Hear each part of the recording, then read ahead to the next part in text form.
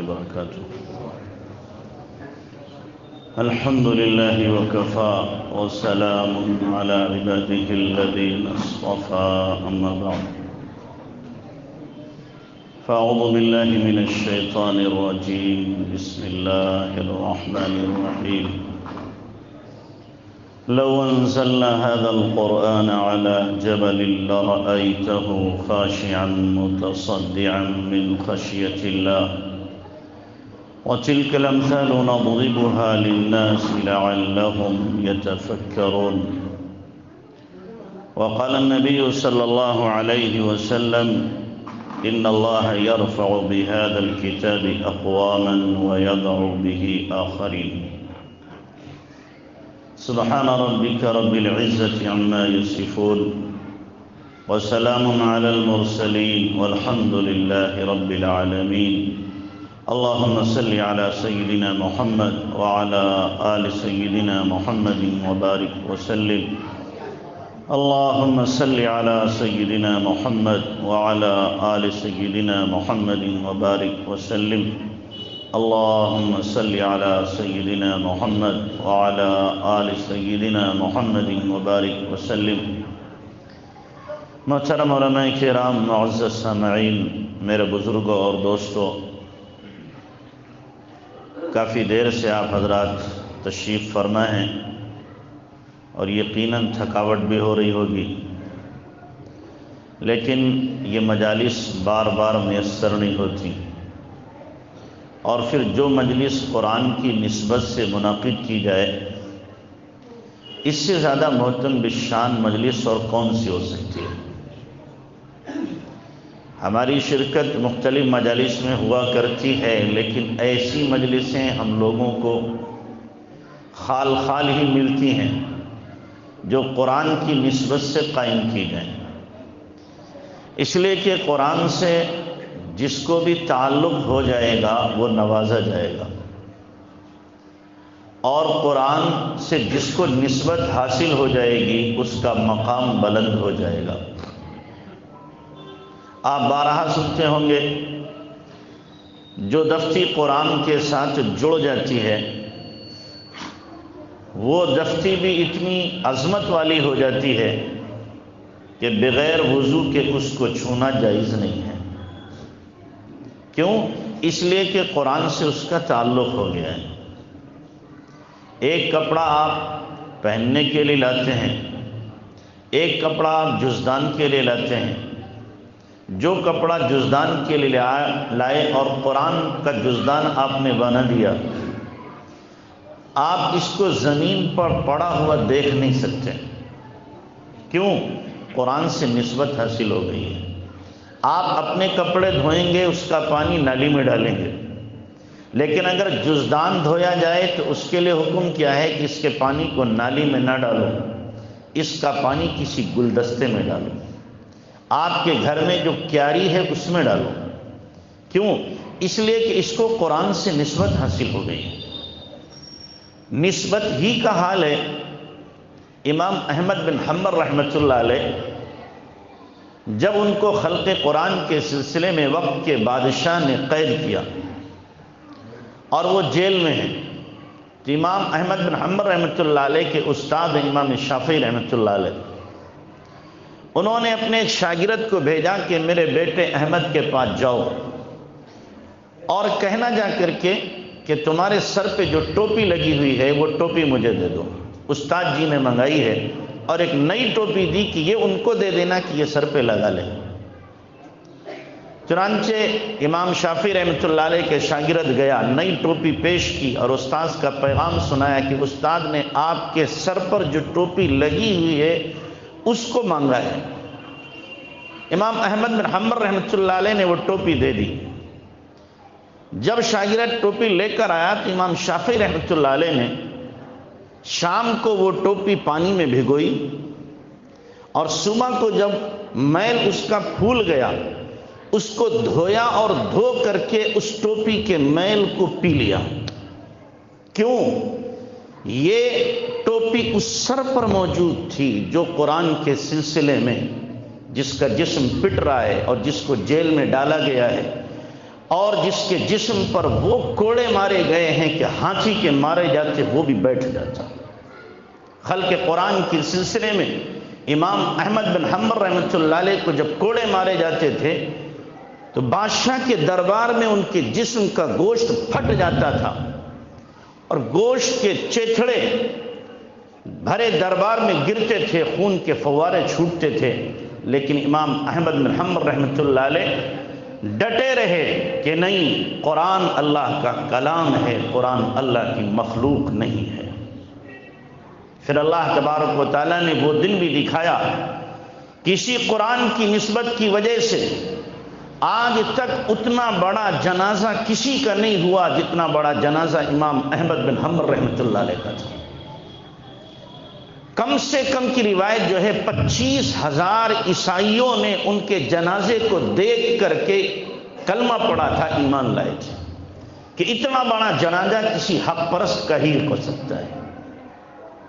تو جو قرآن سے جڑ جاتا ہے، جس کو نسبت حاصل ہو جاتی ہے، اللہ اس کو مقام بلند عطا کرتا ہے۔ اسی لیے فرمایا ان اللہ یرفع بہذا الکتاب اقواما ویضع بہ آخرین، اللہ اس قرآن کے ذریعے سے بہت سی قوموں کو عروج عطا کرے گا، بلندی عطا کرے گا، جو اس قرآن کے حق کو ادا کریں گی، اس پر عمل کریں گی، اور بہت سی قومیں وہ ہوں گی جو اس کے حق کو پامال کریں گی تو اللہ ان کو ذلت کی غار میں ڈال دے گا۔ قرآن ہمارے عروج اور زوال کا ذریعہ ہے۔ قرآن کو حقیقی معنوں میں اگر ہم مضبوطی سے تھام لیں اور اس کے فرامین اور احکامات کو اپنی زندگیوں کے اندر داخل کر لیں، ہماری زندگی کا دھارا نہیں، قوم کی زندگی کا دھارا بدل جائے۔ جو قوم ذلت میں پڑی ہوئی ہے، اللہ ذلت سے اٹھا کر کے اوج ثریا پر ان کو پہنچا دے گا۔ ہماری بہت سی بیماریوں میں سے ایک بیماری یہ بھی ہے کہ ہم نے قرآن سے وہ تعلق نہیں رکھا جو قرآن سے تعلق ہونا چاہیے تھا، وہ قرآن کا حق نہیں دیا جو ہمیں دینا چاہیے تھا، قرآن سے وہ نسبت حاصل نہیں رہی جو ہمیں حاصل ہونا چاہیے تھی۔ ہم سمجھتے ہیں دنیاوی علوم میں کامیابی اور ترقی اور عزت، حالانکہ عزت کو نتھی کر دیا اللہ تبارک و تعالیٰ نے قرآن کے ساتھ۔ یضل بہ کثیرا ویہدی بہ کثیرا، اس قرآن کے ذریعے ہی سے اللہ تبارک و تعالیٰ بہتوں کو ہدایت دے گا اور بہتوں کو اللہ تبارک و تعالیٰ گمراہ کر دے گا۔ جو لوگ قرآن کو عظمت محبت کے ساتھ دیکھیں گے، پڑھیں گے، اللہ ان کو ہدایت دے گا، اور جو قرآن کو پڑھیں گے ہی نہیں، بالکل چھوڑ دیں گے، نہ پڑھیں گے نہ عمل کریں گے، بلکہ قرآن میں کچھ خامیاں نکالنے کی جسارت کریں گے، اللہ ان کو گمراہ کر دے گا۔ تو اس لیے ہمارا قرآن سے تعلق مضبوط ہو۔ آج ہم جو عزت ایک دنیاوی پڑھے لکھے کو دیتے ہیں، ذرا سوچیں وہ عزت ہماری نگاہ میں ایک حافظ کی ہے کہ نہیں ہے۔ میں مثال دیتا ہوں، مثال کے طور پر آپ کے گھر میں ایک طرف تو ڈی ایم آئے اور دوسری طرف حافظ آئے، اب بتاؤ آپ کیا کرو گے؟ اس وقت آپ کہو گے حافظ جی آپ تھوڑی دیر میں آ جانا، ابھی بڑے صاحب آئے ہوئے ہیں، ڈی ایم صاحب آئے ہوئے ہیں۔ قسم اللہ پاک کی ہزاروں ڈی ایم مل کر کے اس حافظ کے پیر کی دھول کے برابر نہیں ہو سکتے ہیں جس نے اپنے سینے میں قرآن کو محفوظ کیا ہے۔ جب یہ مصلی پہ کھڑا ہوگا ڈی ایم صاحب بھی اس کی اللہ اکبر پر ہی اپنی گردن کو جھکائیں گے۔ مصلی پہ کھڑا ہوگا جب یہ اللہ اکبر کہے گا تو یہ بھی سجدے میں جائے گا۔ ڈی ایم ہو، کلکٹر ہو یا ایس ایس پی ہو یا کوئی بھی ہو، اگر مصلی پہ کھڑا ہونا ہے تو کون کھڑا ہوگا؟ نبی کا وارث، قرآن کا حافظ، نبی کی احادیث کو یاد کرنے والا، ان کا درس دینے والا ہی کھڑا ہو سکتا ہے۔ تو اللہ تبارک و تعالیٰ نے یہاں پر امامت اور قیادت دی ہے، قیامت میں بھی اللہ تبارک تعالیٰ امامت اور قیادت عطا فرمائے۔ تو اس لیے ان حفاظ کو ہمیں عظمت کی نگاہ سے دیکھنا چاہیے، محبت کی نگاہ سے دیکھنا چاہیے۔ ہم کیا کہتے ہیں؟ کیا کریں حافظ صاحب بگڑ گئے، ان کے عمل خراب ہو گئے ہیں۔ عمل کے خراب ہونے کی وجہ سے کسی حافظ کو حقارت کی نظر سے دیکھنا ہماری بہت بڑی بھول ہے۔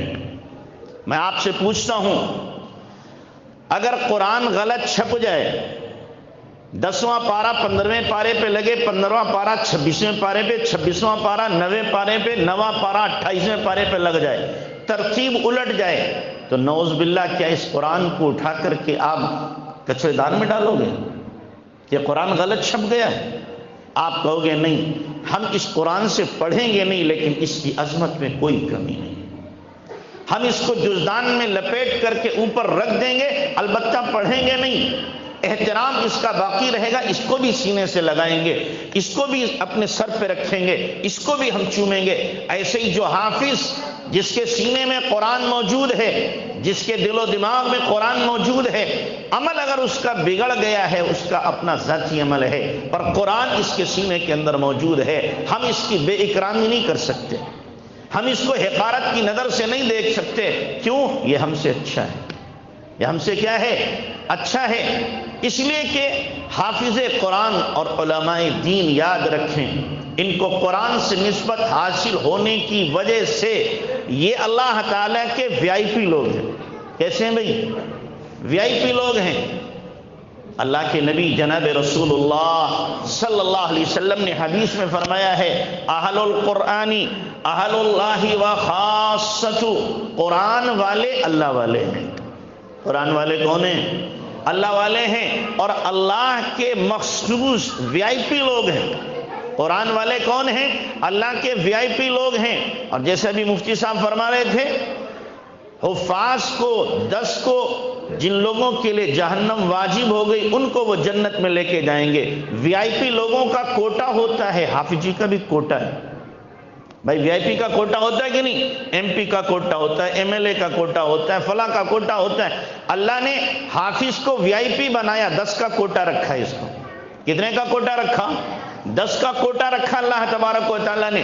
اگر ہمیں معلوم ہو کہ جناب حج پہ جانا ہے اور ہمارا نام نہیں آیا، لیکن ہمارا فلاں دوست جو ہے وہ حج کمیٹی میں بہت ہی اہمیت کا حامل ہے، اس کی بات ٹالی نہیں جاتی، تو سینہ ہمارا چوڑا ہو جائے گا، مجھے تو جانا ہی ہے، اس دوست سے کہوں گا میرا کام بن جائے گا۔ کیوں؟ اس کے پاس 15 کا کوٹا ہے۔ 15 کا کیا ہے؟ کوٹا ہے۔ اگر ہمارے دل میں حافظ کی عظمت ہو تو ہم بھی کیا کہیں گے کہ ہمارے چچا کا لڑکا، ہمارے ماموں کا لڑکا، ہمارے خالو کا لڑکا، ہمارے فلاں رشتہ دار کا لڑکا یہ حافظ ہے، اس کے پاس 10 کا کوٹا ہے، انشاءاللہ جنت اپنی پکی ہے۔ جنت اپنی کیا ہے؟ پکی ہے۔ ہم بھی اس کے ساتھ لگ جائیں گے۔ لیکن ایک بات میری یاد رکھنا، غور سے سننا، حافظ کو کوٹا تو ملے گا، کوٹا تو 10 کا ملے گا، لیکن حافظ جب بچہ بنتا ہے تو 2 نظریے کے حامل اب لوگ ہو جاتے ہیں۔ ایک نظریہ رکھنے والے وہ ہوتے ہیں جو بچے کو شاباشی دیتے ہیں، سینے سے لگاتے ہیں، ماں باپ کو مبارکبادی دیتے ہیں کہ بہت اچھا آپ نے اپنے بیٹے کے لیے فیصلہ کیا، اس کو حافظ قرآن آپ نے بنا دیا، مبارک ہو آپ کو۔ اور ایک نظریے کے وہ لوگ ہوتے ہیں جو آپس میں تذکرے کرتے ہیں اور کہتے ہیں لڑکا تو بڑا ذہین تھا، بڑا ذہین تھا، غضب کا بلا کا ذہین تھا، باپ نے ملا بنا کے زندگی برباد کر دی۔ اگر اس کو اسکول میں لے جاتے تو یہ تو شاندار ڈاکٹر بنتا، انجینئر بنتا، پروفیسر بنتا، ارے یہ تو اس قابل تھا، آئی ایس بن جاتا، پی سی ایس بن جاتا، کلکٹر بنتا، جج بن جاتا، ڈی ایم بن جاتا، لیکن ابا نے زندگی خراب کر دی، ملا بنا دیا اسے۔ کیا بنا دیا؟ ملا بنا دیا۔ یہ جو ذہنیت رکھنے والے لوگ ہیں، کل قیامت کے دن ان کے لیے حافظ سفارش نہیں کر سکے گا۔ سفارش ان لوگوں کے لیے ہوگی جو حافظ بننے پہ مبارکبادی دیتے ہیں، خوش ہو جاتے ہیں، جن کی باتیں کھل جاتی ہیں، جو سینے سے حافظ کو لگا لیتے ہیں، ان کو حافظ صاحب اپنے ساتھ جنت میں لے کر کے جائیں گے۔ تو اس لیے اگر بچہ حافظ ہوا ہے، اس کو قرآن کی نسبت حاصل ہو گئی، یہ اللہ والا ہو گیا۔ کیا ہو گیا؟ اللہ والا ہو گیا۔ میں نہیں کہہ رہا، اللہ کے نبی کہہ رہے ہیں، اہل القرآن اہل اللہ، قرآن والے اللہ والے، وخاصۃ، اور اللہ کے مخصوص لوگ ہیں، وی آئی پی لوگ ہیں۔ تو اسی لیے اگر ہمارا ان سے تعلق ہوگا تو کسی نہ کسی کھانے میں ہمارا بھی نمبر لگ جائے گا۔ ہم بھی انشاءاللہ ان کے ساتھ کیا ہے چلے جائیں گے۔ تو اس لیے قرآن کی نسبت حاصل کرنے کی ضرورت ہے کہ ہمارے اندر بھی کیا ہو، قرآن حاصل کرنے کا جذبہ ہو۔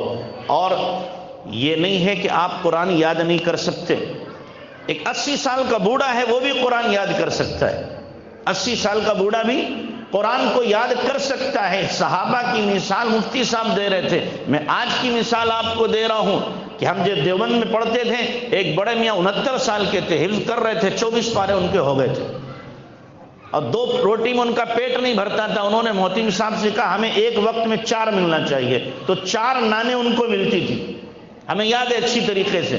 تو 69 سال میں کیا کر رہے ہیں، قرآن حفظ کر رہے ہیں۔ ہمارے یہاں ڈاکٹر ذاکر صاحب تھے، انتقال کر گئے فرخ آباد میں، 70 سال کی عمر میں اس بندے نے حفظ شروع کیا، 1 سال میں حافظ قرآن۔ لوگ کہتے ہیں کہ دماغ سکڑ جاتا ہے، دماغ کام کرنے نہ بڑھاپے بند ہو جاتا ہے، نہیں، ہم دماغ کا استعمال صحیح نہیں کرتے اس لیے خراب ہو جاتا ہے۔ صحیح استعمال کریں گے تو انشاءاللہ دماغ کام کرتا رہے گا۔ تو 70 سال کی عمر میں جب حافظ ہو سکتا ہے، 69 سال کی عمر میں جب حافظ ہو سکتا ہے، میں آپ سب سے کہوں گا آپ بھی نیت کرو انشاءاللہ ہم حفظ کریں گے۔ او بھائی زور سے تو بولو نا، زیادہ نہیں، 1 آیت روزانہ یاد کرو۔ کتنی؟ 1 آیت، سال میں کتنی ہو جائیں گی؟ 360 365 آیتیں ہو جائیں گی۔ زندگی نے وفا کی تو انشاءاللہ ایک نہ ایک دن حافظ ہو جائیں گے، اور اس سے پہلے اگر گزر گئے تو فرمایا قبر کے اندر فرشتہ حافظ بنائے گا، فرشتے کو سبق سنائیں گے، پھر انشاءاللہ کس کو سنائیں گے؟ فرشتے کو سنائیں گے۔ اور پھر قیامت کے دن حافظ نہ بھی ہوئے، نیت تھی، محنت میں لگے رہے، حفاظ کے ساتھ انشاءاللہ شمار ہوگا، ان کے ساتھ ہمارا حشر کیا جائے گا۔ تو اس لیے آپ سب نیت کرو ہم انشاءاللہ قرآن یاد کریں گے۔ لوگ نامعلوم کیا کیا بکواس یاد کرتے رہتے ہیں، لیکن اگر قرآن یاد کریں اور قرآن سے اپنی نسبت کو جوڑ دیں، کیا مزے ہیں زندگی کے، کیا لطف ہے زندگی کا۔ تو اس لیے قرآن سے ہمارا خصوصی تعلق ہونا چاہیے۔ کوئی دن ایسا نہ ہو جس دن میں ہم قرآن کو پڑھنے والے نہ ہوں۔ جس دن میں ہم نے قرآن نہیں پڑھا، ہم سمجھے میری زندگی کا سب سے زیادہ خراب دن یہ ہے کہ آج میں نے قرآن کی تلاوت نہیں کی ہے۔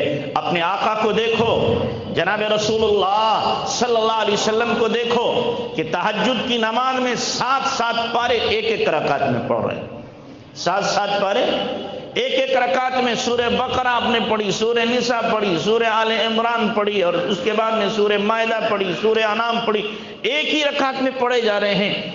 کیسا شغف ہوگا، کیسا تعلق ہوگا، کیسی لگن ہوگی قرآن سے، کیسا عشق ہوگا قرآن سے۔ اللہ ہم سب کو عاشق قرآن بنائے۔ کیا بنائے؟ عاشق قرآن بنائے۔ عاشق قرآن ہوتے ہیں، پڑوس ملک میں ایک حافظ صاحب تھے، وہ قرآن کے عاشق تھے۔ کیسے؟ ایسے عاشق تھے وہ قرآن کے کہ قرآن پڑھاتے تھے، ان کے بچے کا انتقال ہو گیا تو انہوں نے کہا بیوی سے تم غسل دو، میں بچوں کا قرآن سن کے آتا ہوں۔ جس دن بچے کا انتقال ہوا اس دن بھی جن بچوں کو قرآن پڑھاتے تھے ناغہ نہیں کیا، اس دن بھی جا کر بچوں کا قرآن سنا۔ اپنی بیٹی کا نکاح کیا، اس سادگی کے ساتھ میں انہوں نے نکاح کیا کہ نکاح کیا اس کے بعد عمرے پہ جانا تھا تو بیٹی کو ساتھ لے گئے ٹرین میں، اور اپنے داماد کو بلایا، میں فلاں اسٹیشن سے گزر رہا ہوں، اپنی دلہن کو لے جاؤ۔ نہ دھوم نہ دھڑاکہ، نہ لینا نہ دینا، یوں ہی اپنی بیٹی کو رخصت کر دیا۔ کیوں؟ بیٹی حافظ ہے، حافظہ ہے، قرآن کو یاد کر رکھا ہے۔ پڑوس ملک میں پورا ایک گاؤں ہے جس کا نام ہی ہے حافظ والا، اس لیے کہ اس گاؤں میں پورے کے پورے ہر بندہ حافظ ہی حافظ ہے، مرد بھی عورتیں بھی، سارے کے سارے حافظ ہیں۔ اس گاؤں میں کتنی رحمتیں، کتنی برکتیں، کتنی عنایتیں، کتنی نوازشات اللہ کی روزانہ اترتی ہوں گی، جہاں پورے گاؤں میں روزانہ کئی قرآن مکمل کیے جاتے ہوں گے، ایک پارہ بھی پڑھا جاتا ہوگا۔ اگر 500 حافظ وہاں پہ ہیں تو کتنے قرآن ہوں گے؟ کتنے قرآن روزانہ پڑھے جائیں گے؟ تو اس لیے ہماری بھی کوشش ہونا چاہیے، ہمارے گھر میں بھی اگر ایک ڈاکٹر ہے، ایک انجینئر ہے، اور ایک اسی طریقے سے کوئی اور ہے، ساتھ ساتھ میں ایک حافظ بھی ہے، ایک عالم بھی ہے، تاکہ دین دنیا ساتھ ساتھ، کہتے ہیں نا دین دنیا ساتھ ساتھ۔ اور بعض لوگ کیا کہتے ہیں، ملا بنے گا کھائے گا کہاں سے؟ ارے اللہ تبارک و تعالیٰ کتے کو کھلا رہا، خنزیر کو کھلا رہا، بندر کو کھلا رہا، بکریوں کو کھلا رہا، گھوڑے کو کھلا رہا، حافظ کو اللہ بھوکا مارے گا؟ جو قرآن کی خدمت کرے گا، قرآن کی خدمت کرے گا، قرآن کے لیے دن و رات ایک کرے گا، کہ اللہ اس کو بھوکا مار دے گا؟ اپنا یقین ہمارا درست ہونا چاہیے کہ ہم کیا ہیں؟ قرآن کے حامل ہیں، قرآن کی خدمت کریں گے، اللہ مجھے کھلائے گا۔ اللہ مجھے کیا کرے گا؟ کھلائے گا۔ اللہ کھلا رہا ہے اور انشاءاللہ اللہ کھلاتا رہے گا۔ یہ کبھی مت سوچنا کہیں ایسا تو نہیں لکھا ہے کتابوں میں یا تاریخ میں کہ جو حافظ بن جائے، عالم بن جائے تو اللہ کہہ دے بھائی یہ مولوی بنا ہے لہذا اس کی روزی کم کر دو، اور یہ ڈاکٹر صاحب، انجینئر صاحب، ڈی ایم صاحب ہو گئے، ان کی روزی بڑھا دو۔ لکھا ہے کہیں؟ کتابوں میں، حدیث میں جو لکھا ہوا ہے، جب بچہ ماں کے پیٹ میں ہوتا ہے اللہ اس کی عمر کو، اس کی روزی کو، سعید ہے یا شقی ہے، جنتی ہے، جہنمی ہے، یہ اللہ ماں کے پیٹ میں لکھ دیتا ہے۔ تو مولوی بننے سے، حافظ بننے سے روزی کم کہاں سے ہو جائے گی؟ اور ڈاکٹر بننے سے بڑھ کہاں سے جائے گی؟ مولوی بنے تو بھی اتنی ملے گی، اور ڈی ایم ہو جائے تو بھی اتنی ملے گی۔ مقدر کی روزی کوئی دنیا کی طاقت چھین نہیں سکتی۔ اللہ یبسط الرزق لمن یشاء ویقدر، اللہ جس کی روزی چاہتا ہے بڑھا دیتا ہے، جس کی روزی چاہتا ہے اللہ تنگ کر دیتا ہے۔ تو اس لیے یہ نہایت گھٹیا سوچ ہے، اور نہایت ہی کیا ہے؟ بےمانی کی سوچ ہے کہ مولوی اگر ہو گیا تو کہاں سے کھائے گا، حافظ ہو گیا تو کہاں سے کھائے گا؟ جہاں سے تو کھائے گا وہیں سے ہم کھائیں گے، کہیں اور سے نہیں کھائیں گے۔ تجھے بھی اللہ کھلاتا ہے، مجھے بھی اللہ کھلائے گا۔ اللہ کے دینے کا راستہ ایک نہیں ہے، روزی دینے کا راستہ ایک نہیں ہے۔ کاروبار کرو گے تو ملے گا، سرکار کے ملازم بنو گے تو ملے گا، اور اگر تم ملا بن جاؤ گے تو تمہیں کم ملے گا؟ نہیں، اللہ دیتا ہے۔ ہم مولویوں کو بھی اللہ خوب دیتا ہے، اور میں تو کہتا ہوں ہم جتنا کھا لیتے ہیں، آئے مالدار ہمارے ساتھ کھا کے دیکھے دکھائے اتنا جتنا ہم کھا لیتے ہیں۔ وہ کہے گا جناب شوگر ہو گئی، پیٹ خراب ہو گیا، اور جناب ڈائٹی فلاں ہو گئی، الحمدللہ جو چاہے کھا لو سب ہضم ہو جاتا ہے، سب ہضم ہوتا ہے، کوئی شوگر ووگر نہیں ہے۔ تو اس لیے یہ سوچنا کہاں سے کھائیں گے؟ بھائی تم کما کے کھاؤ، اللہ ہمیں ایسے ہی کھلائے گا، کھلا رہا ہے، کھلاتا رہے گا۔ اپنا یقین درست ہو اللہ تبارک تعالی۔ ہاں یہ ضرور ہے ہمارے پاس لاکھوں جمع نہیں ہوتے، تمہارے پاس جمع ہوتے ہیں تو کیا چاٹتے ہو بیٹھ کے؟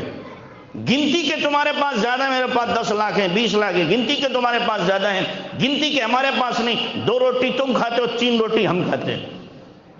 تم صبح کو کیا ہے پرہیز کرتے ہو، یہاں تو کوئی پرہیز بھی نہیں، جو چاہے کھا لیتے ہیں۔ تو اس لیے گنتی کے اضافہ ہو سکتا ہے، لیکن جس کو روزی کہتے ہیں، سکون والی، عزت والی، عافیت والی، برکت والی، الحمدللہ اللہ نے دے رکھی ہے، اللہ نے دے رکھی ہے۔ تم پریشان ہوگے، رات میں سو گے، صبح کو پلاننگ بناؤ گے کہ کیا بیچنا ہے، کیا خریدنا ہے، کیا لانا ہے، اتنا لاس ہو گیا، اتنا پروفٹ ہو گیا، یہاں تو کوئی ہے ہی نہ، سوچیں گے کیا؟ کھا لیا پھر انشاءاللہ اللہ کھلائے گا۔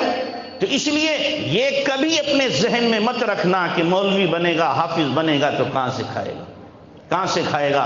یہ اللہ کی تقسیم ہے۔ کم عالم عالم آیت مذاہبہ وجاہل جاہل تلقاہ مرزوقا ھذا الذی ترک الاوہام حائرۃ وسیر عالما نحریر زندیقا۔ کتنے عالم ہیں، کتنے عالم ہیں، پڑھے لکھے لوگ ہیں، روزی کے سلسلے میں پریشان ہیں، اور کتنے ایسے جاہل ہیں ایسا لگتا ہے سمندر سے ڈول بھر رہے ہیں۔ یہی وہ ہے بڑے بڑے قابلوں کو جس نے حیران کر رکھا ہے، بڑے بڑے قابلوں کو حیران کر رکھا ہے۔ یہ اللہ کی تقسیم ہے، اللہ کی تقسیم ہے۔ کسی کو اللہ روزی دیتا، کسی کو صحت دیتا، کسی کو حسن دیتا ہے، کسی کو اللہ تبارک تعالیٰ طاقت دیتا ہے، اللہ کی تقسیم ہے۔ ہمیں ہر حال میں کیا ہے؟ راضی رہنا ہے۔ رضینا قسمت الجبار فینا لنا علم وللجہال مال۔ ہم اللہ کی تقسیم پر راضی ہیں، ہمیں علم ملا ہے، تمہیں مال ملا ہے، تم اپنے مال پہ خوش رہو، ہم اپنے علم پر خوش رہتے ہیں۔ ہمیں وراثت ملی ہے نبی کی، برا مت ماننا، ہمیں وراثت ملی ہے نبی کی۔ دنیا دار صرف دنیا دار ہے، اس کو وراثت ملی ہے قارون کی۔ اس کو کس کی ملی ہے؟ قارون کی۔ ہاں اگر دنیا دار دیندار ہے، اللہ سے تعلق رکھنے والا ہے، تو ہم کہیں گے اس کو بھی وراثت ملی ہے نبی کی۔ نبی مالدار بھی ہیں، سلیمان داؤد حکمراں بھی ہیں، بادشاہ بھی ہیں، اور اللہ تبارک تعالیٰ نے سب کچھ دے رکھا ہے۔ لیکن اگر دین نہیں ہے، صرف دنیا ہے، دین نہیں ہے، صرف پیسے بٹورنے میں لگا ہوا ہے، تو ہم کہیں گے یہ کیا ہے؟ یہ قارون کا وارث ہے، نبی کا وارث نہیں ہو سکتا۔ نبی نے اپنے وارث کون سے بنائے؟ انما العلماء ورثۃ الانبیاء وان الانبیاء لم يورثوا دینارا ولا درہما وانما ورثوا العلم فمن اخذه اخذ بحظ وافر، کہ اللہ کے نبی نے فرمایا ہے کہ علماء انبیاء کے وارث ہیں، اور انبیاء مال کا وارث نہیں بناتے، علم کا وارث بناتے ہیں۔ جو جتنا علم لینا چاہے لے لے۔ تو اس لیے ہم بھی کیا ہے، اپنی اولاد کو انبیاء کا وارث بنائیں گے یا قارون کا وارث؟ بولو کس کا وارث بناؤ گے؟ انبیاء کا وارث بناؤ۔ کچھ بھی ہو جائے کہ ہم اپنی اولاد کو کیا سکھائیں گے بھائی؟ ہم اپنی اولاد کو قرآن سکھائیں گے، حدیث سکھائیں گے، علم دین دیں گے، اور اس کے بعد جب علم ان کے اندر آ گیا، یہ نہیں ہم دنیاوی تعلیم کو منع کر رہے ہیں، نعوذ باللہ، بالکل نہیں، ایسی جہالت کی بات ہم نہیں کرتے، لیکن یہ ضرور ہم کہیں گے اپنے بچے کو اسکول میں اور کالج میں اس وقت بھیجو جب بچے کا ایمان پختہ ہو جائے، یقین اللہ کی ذات سے جڑ جائے، اور ایمان ایسا مضبوط، ایسا لوہا لاٹ ہو کہ کتنی بھی کفر کی آندھیاں چلیں، ارتداد کے بگولے اٹھیں، اور کتنے ہی مشرکانہ اعمال اس کے سامنے کیے جا رہے ہوں، لیکن وہ اپنی جگہ پر پہاڑ کی طرح جمع ہوا ہو، اس کے ایمان میں کوئی جنبش نہ آئے۔ اگر ایسا ایمان ہے، ہم کہیں گے آپ کالج میں بھیج دو، آپ یونیورسٹی میں بھیج دو، جہاں چاہو تعلیم دلاؤ۔ کیوں؟ یہ کبھی بھی اپنے ایمان کا سودا نہیں کر سکتا، اپنے ایمان پر کبھی بال نہیں آنے دے گا۔ لیکن اگر آپ نے ان کو تعلیم دین کی نہیں دی، ایمان پختہ نہیں کیا، اپنے بچیوں کو اسکول میں بھیج دیا، تو وہ ہوگا جو آج ہو رہا ہے، وہ ہوگا جو آج ہو رہا ہے۔ ہماری بچیاں غیروں کے ہاتھ میں، ہماری بچیاں غیروں کے ہاتھ میں۔ ایک دو واقعہ نہیں، ہزاروں کی تعداد میں مسلمان بچیاں غیروں کے ساتھ چلی، ہزاروں کی تعداد میں گئی ہیں، اور ہم خاموش تماشائی بنے ہوئے ہیں۔ میں منع نہیں کرتا تعلیم کو، لیکن یہ ضرور کہوں گا، اگر یہاں تک نوبت پہنچے، ہمارے ایمان کا سودا ہو، ہماری حیا تار تار ہو رہی ہو، اور ہمارے عفت و پاک دامنی کی چادر کو نوچ لیا جائے، ہم ایسی تعلیم کو پائے حقارت سے ٹھکرا دیں گے۔ ہمیں نہیں چاہیے ایسی تعلیم جو ہماری حیا کو ختم کر دے، ہمیں نہیں چاہیے ایسی تعلیم جو ہمارے ایمان کا سودا کر لے، ہمیں نہیں چاہیے وہ تہذیب ہماری اسلامی تہذیب کو ختم کر دے۔ ایسی تہذیب، ایسا کلچر، ایسی تعلیم ہمیں پسند نہیں ہے۔ ہاں، اسلامی تہذیب کے ساتھ، اسلامی کلچر کے ساتھ، قرآن کے ساتھ، ایمان کے ساتھ جو بھی آپ علم حاصل کرنا چاہیں، فبیہا و نعمت، بہت اچھا، مبارک ہو آپ کو۔ اور ایسے بہت سے لوگ ہیں، ایسے بہت سے لوگ ہیں۔ تو اس لیے میرے بھائیوں، اپنے بچوں کی حفاظت کرو۔ خاص طور سے میں جہاں جا رہا ہوں یہ بات ضرور کہہ رہا ہوں، اپنے بچوں کی حفاظت کرو، اپنی بچیوں کی حفاظت کرو۔ ایک بچی پر دھبا لگتا ہے، پورا خاندان بدنام ہو جاتا ہے، پورے خاندان کی ناک کٹ جاتی ہے، گردنیں جھک جاتی ہیں، سر اٹھانے کے قابل نہیں رہتے۔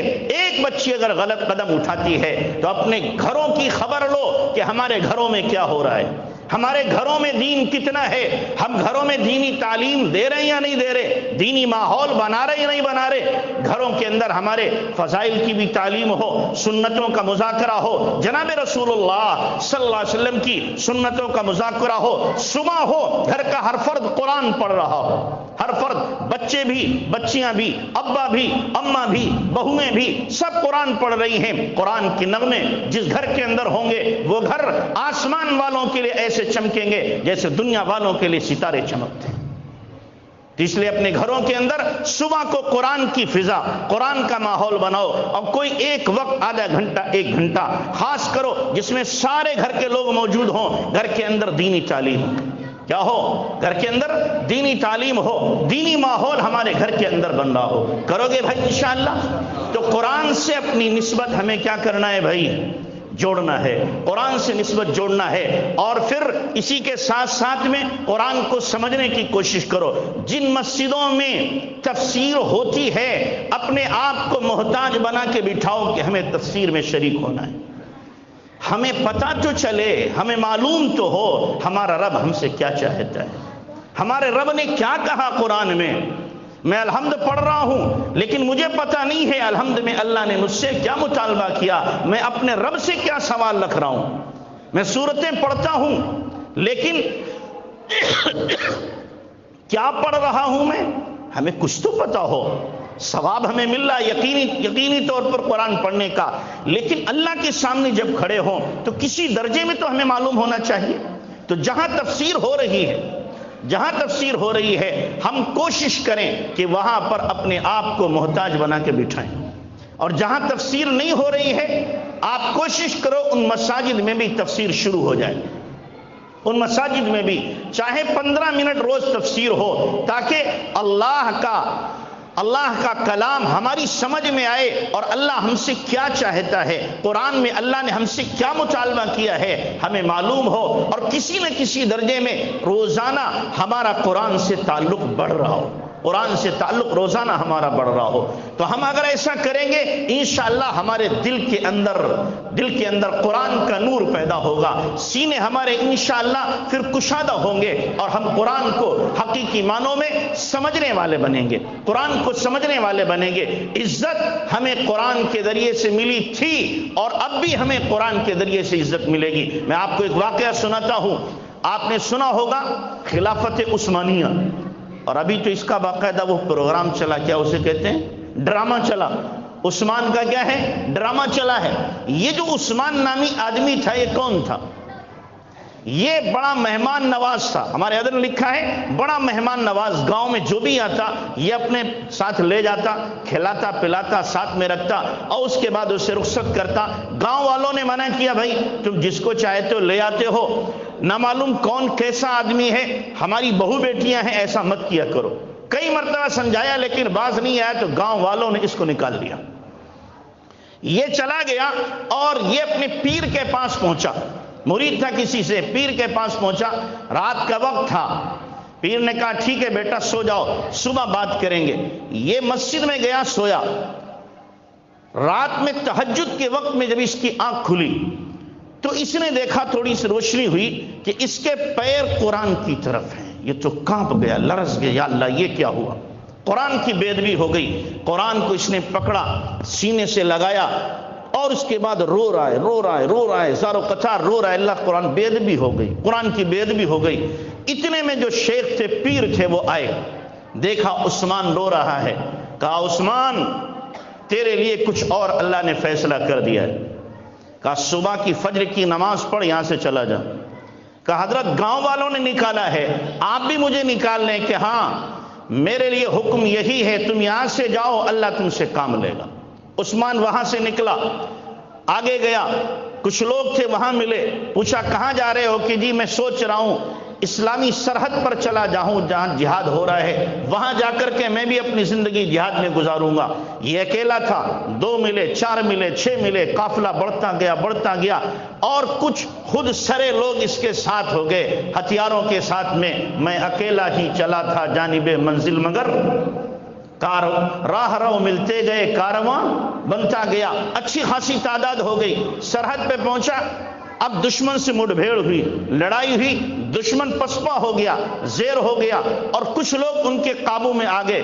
اسی طرح لڑائی ہوتی رہی اور یہ آگے بڑھتا رہا، اچھی خاصی تعداد اس کے ساتھ ہو گئی۔ جو وہاں کا بادشاہ تھا اسے اطلاع کی گئی، کچھ خود سرے لوگ ہیں اور بڑے دیدار جواں مرد بہادر قسم کے لوگ ہیں، ہماری ان سے پیش نہیں جا رہی ہے۔ بادشاہ نے کہا ایسا کرو، ان کے 4-6 لوگوں کو بلاؤ، ہم ان سے بات کریں گے۔ بادشاہ نے بلایا، اس میں عثمان بھی تھا، بات کی تو بادشاہ متاثر ہوا، کہنے لگا ٹھیک ہے آپ کیا کہتے ہو۔ عثمان نے ان کو اسلام پیش کیا، وہ سب مسلمان ہو گئے۔ بادشاہ نے عثمان کو اپنا خاص نمائندہ اور وزیر بنا لیا۔ جب وزیر بنا لیا، بادشاہ کا اتفاق سے کوئی بیٹا نہیں، ایک بیٹی تھی، بادشاہ نے اس بیٹی کا عثمان سے بیاہ کر دیا۔ اکیلا چلا تھا، کیا بن گیا؟ بادشاہ بن گیا، بیٹی ملی، حکومت پر بیٹھا۔ جب یہ پہلے دن بیٹھا، قرآن سینے سے لگائے ہوئے آیا اور کہا اس قرآن کی وجہ سے اللہ نے مجھے کیا ہے؟ عزت بخشی ہے، یہ کرسی مجھے عطا کی ہے، لہذا جب بھی کوئی بھی کام ہوگا اور پارلیمنٹ ہماری بیٹھے گی تو سب سے پہلے قرآن پڑھا جائے گا، اس کے بعد باقی فیصلے ہوں گے۔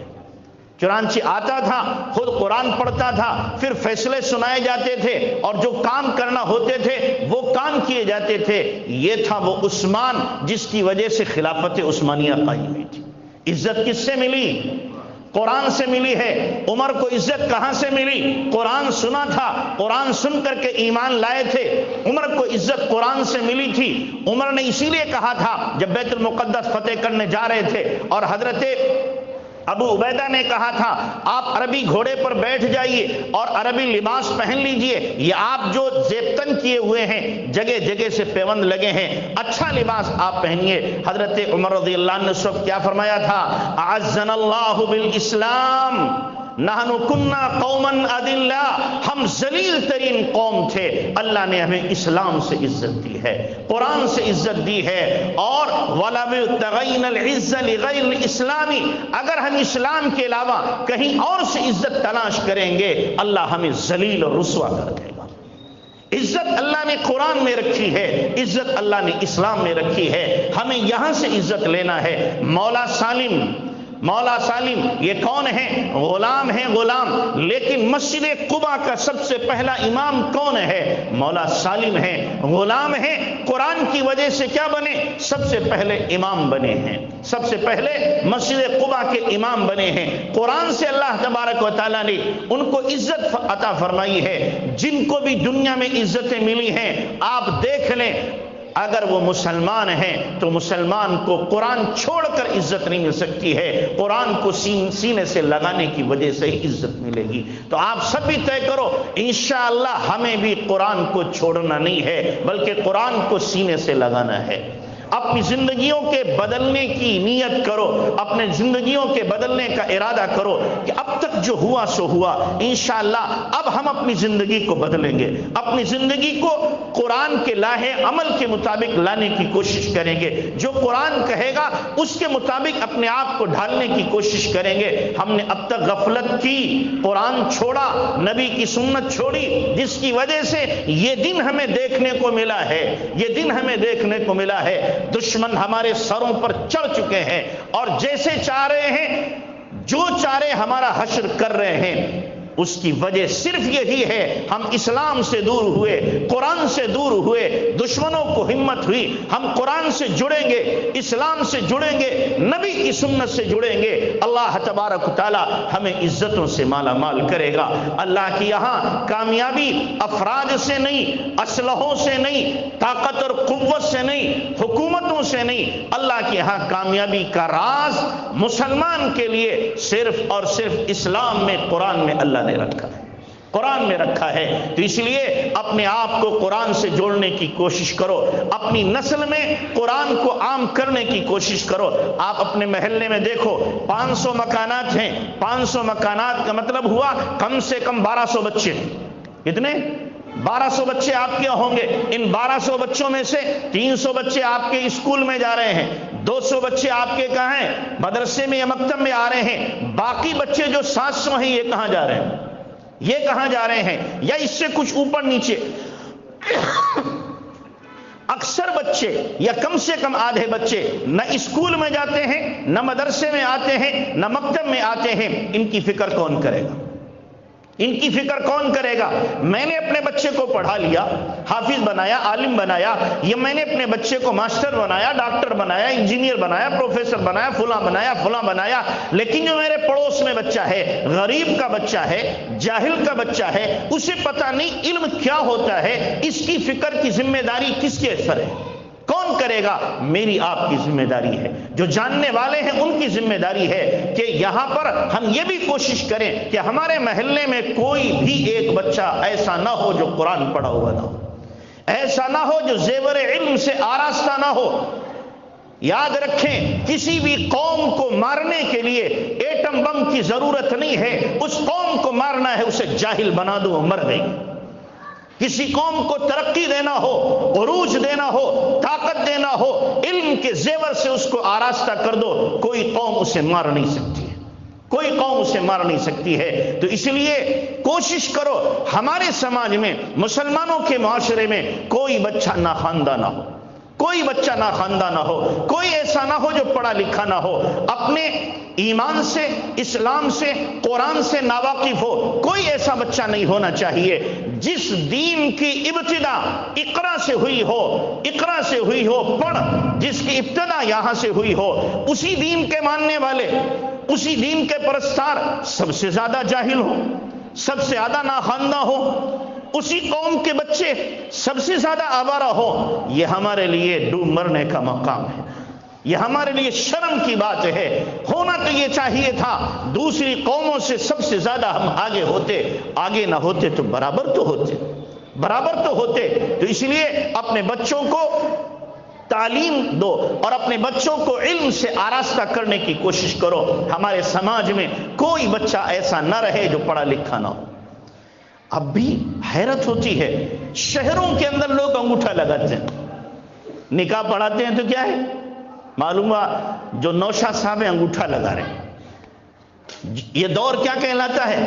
یہ دور کہلاتا ہے ٹیکنالوجی کا، یہ دور کہلاتا ہے کہ تعلیم کا۔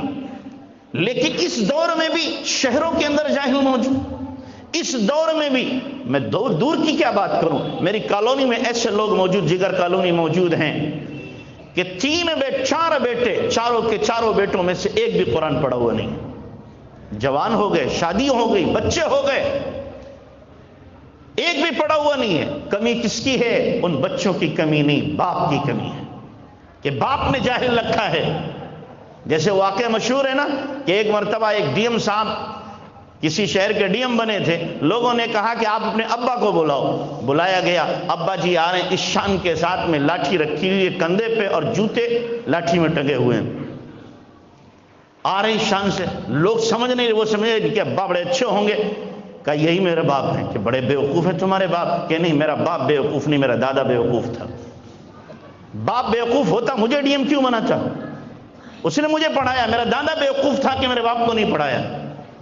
تو جس کی اولاد ناخواندہ ہے وہ سب سے بڑا احمق ہے، سب سے بڑا بیوقوف وہ باپ ہے جو اپنی اولاد کو پڑھاتا نہیں ہے۔